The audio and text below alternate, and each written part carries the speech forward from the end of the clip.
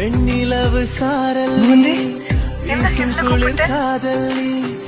ஆசை வந்து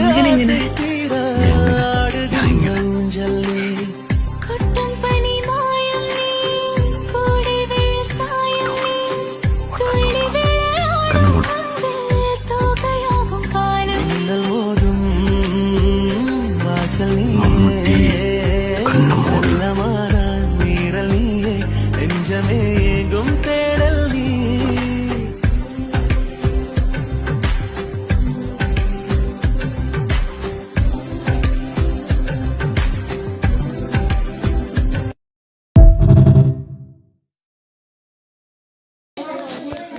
army life గురించి అయితే చాలా చక్కగా ఉంది.